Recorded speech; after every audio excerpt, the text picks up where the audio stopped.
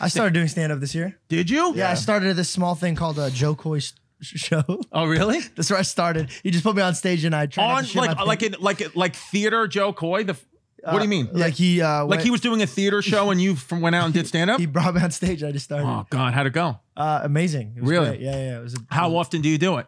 Anytime he lets me. So, but do you really want to do stand up? I love stand up. No, but I'm saying, but you got, because you know what's something. The owner of Gotham Comedy Club, this guy Chris Mazzilli, great guy. When I was doing comedy, I took a comedy class when I first started. I was like 24. I was like, Ma, you know, she was like, what do you want for your birthday? I was like, can you buy me this comedy class? I had no money, so she bought it for me just to like get comfortable with the microphone and all that. And we were doing the classes, and I would do it like you, just once a week. I was like, oh, I got on stage. Ooh, yeah, this is great, you know? And then, but I really wanted to do it. And then Chris Mazzilli came in, the owner of Gotham, who's owned the club for 20 years, knows everybody. You know, anybody you've ever heard of, Chris Mazzilli's put him on his stage. And he says to the class, there was 19 of us, and he goes, if any of you wanted, he goes, first of all, statistically, none of you are ever going to make it. None of you are ever going to make money in this. I'm not saying to discourage you. I'm just telling you how hard it is in entertainment. It is so difficult to make money in any form of entertainment, but specifically stand-up. It is so hard. He was like, so most of you will never make it. Probably out of statistically 19, none of you will come back. He's like, but if there might be one of you who hears what I'm about to say. And then I was just like, I'm going to hear what this guy's fucking say. Like, I remember like my head being like, I'm listening. I'm going to be the guy. And, you know, and this was before Blue Chew even came out. So I was already just out of my mind nuts years before Blue Chew.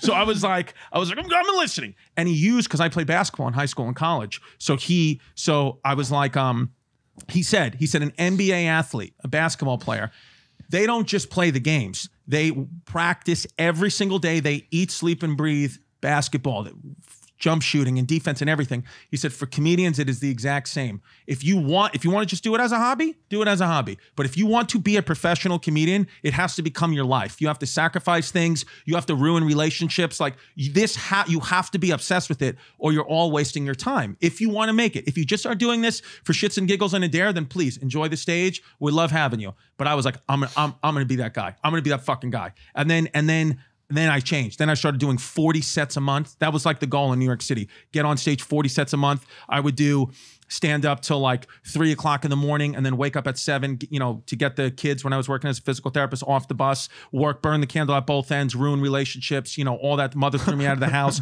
all these things that I just wasn't even realizing that I was doing exactly what he said you had to do.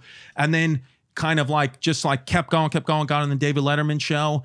And then I was like, you know, still not even thinking about Gotham. I had forgot what Chris Mazzilli even said. I was just like, boom, boom, boom, going. And then in like 2015, for the first time, I headlined Gotham Comedy Club, his club. And I was sitting there and he was like, oh, hey, because I had never actually met him. I had just seen him that time, you know, 5-6 years before. But he shook my hand. He was like, hey, we're happy to have you at the club. I'm Chris. He was like, it's nice to meet you.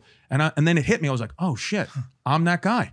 I was the guy that he said, if one of you listened, because he said nobody will ever headline my club. Most likely none of you will ever headline. I was like, I'm headlining his fucking club. I can't believe this. But then, you know, and I was like, I dedicated my whole life to it. So now that's why it's interesting to hear you say it, because I feel like I've now given my life. Every day I got to go up on stage with a suitcase full of anxiety and depression and just do it. I have no way to back out now. Now I have put all the eggs in that basket, and that is for my family.